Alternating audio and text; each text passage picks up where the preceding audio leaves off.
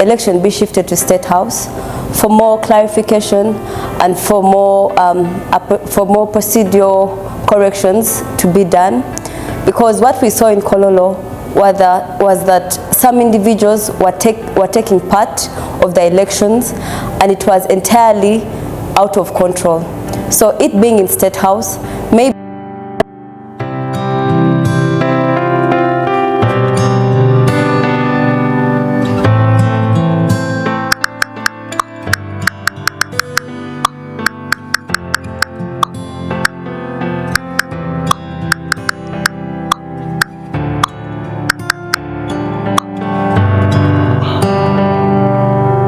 the NRM's youth push for State House.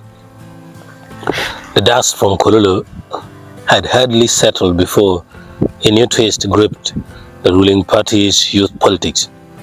A section of the National Resistance Movement, as NRM Youth League, frustrated by the chaos, arrest and suspensions that marred the elections, is now demanding that the remaining polls be shifted from Kololo Independence grounds to State House. Their reasoning is simply only the watchful eye of the party chairman. President Yoweri Museveni can guarantee order, fairness, and closer to a process that has turned into an embarrassment for the ruling party. At face value, this demand may appear practical. After all, Kololo was anything but peaceful. Delegates brawled, accreditation collapsed, security forces dragged youth leaders away, and the president himself was forced to suspend the proceedings.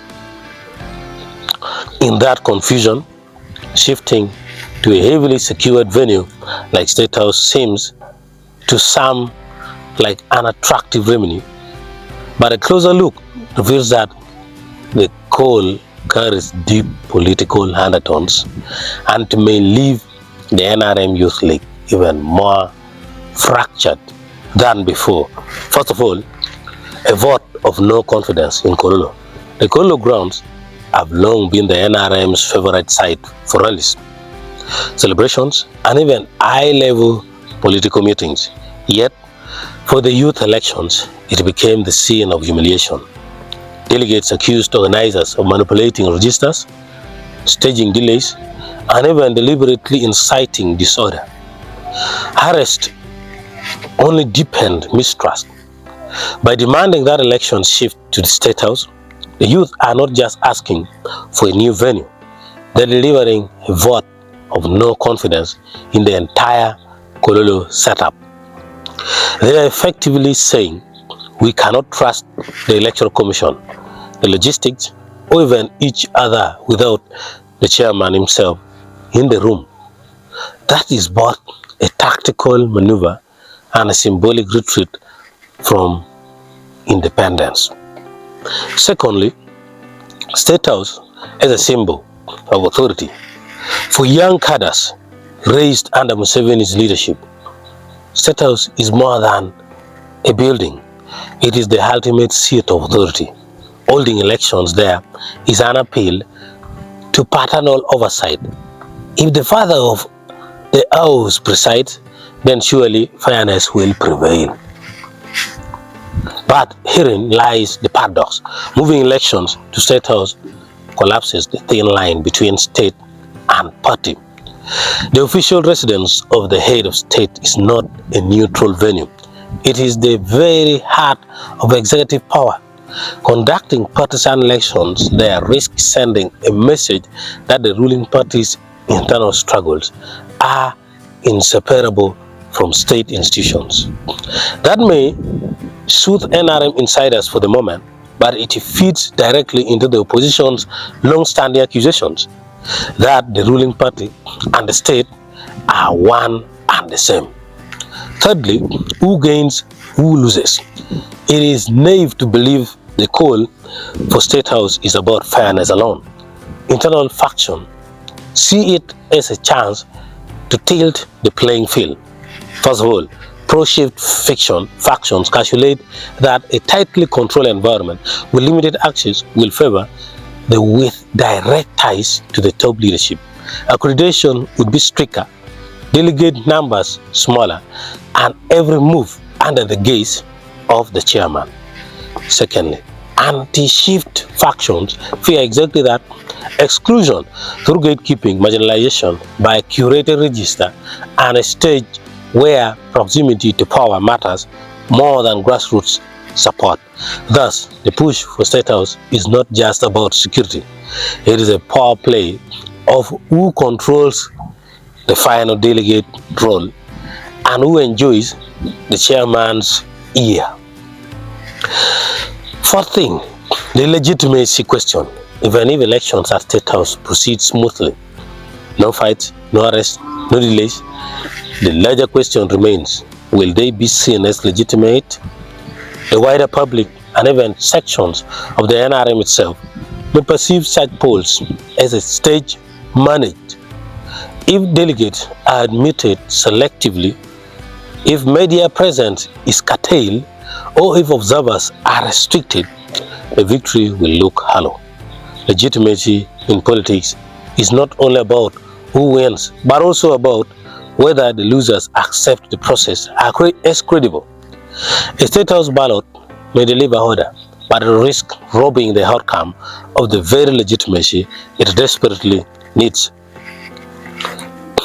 Fifth, alternatives that could have worked. Instead of shifting to State House, several other options could have restored order at Kololo without feeding into the optics of executive capture. First, Kololo with stricter accreditation, barcode passes, pre-published registers, and fenced sitting by district could have filtered imposters and reduced chaos. Secondly, conference hall venues. Lugogo or Munyonyo offer controlled environments with enough space and media access. Secondly, two-day process.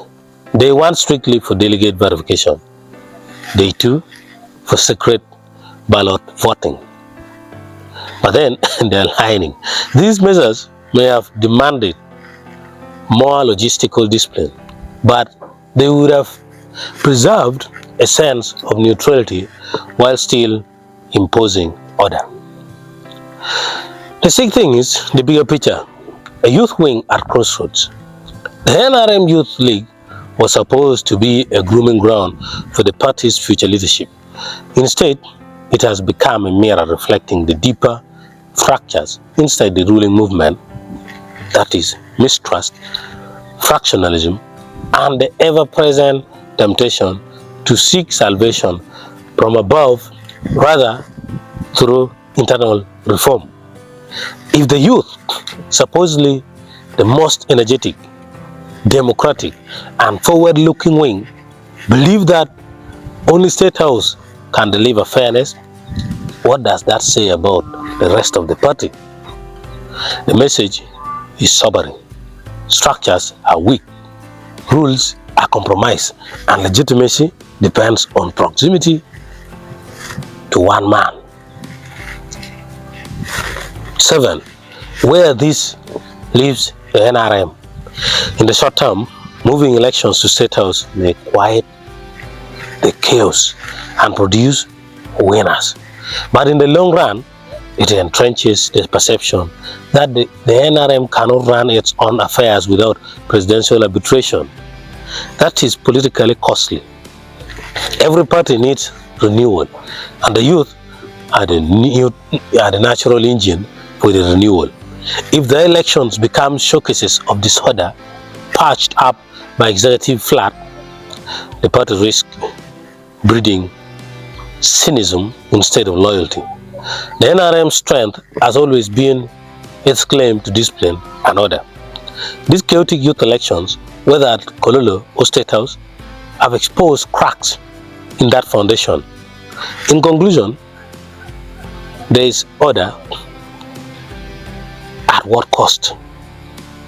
The demand to shift NRM Youth League elections to State House is a reaction born of frustration, but it sets a dangerous precedent. It may guarantee order, but it risks delegitimization. It may calm the present, but it mortgages the future. At its core, this controversy is not about Kololo versus State House. It is about trust, transparency, and the ability of the NRM to manage its own internal democracy without leaning on an executive crutches.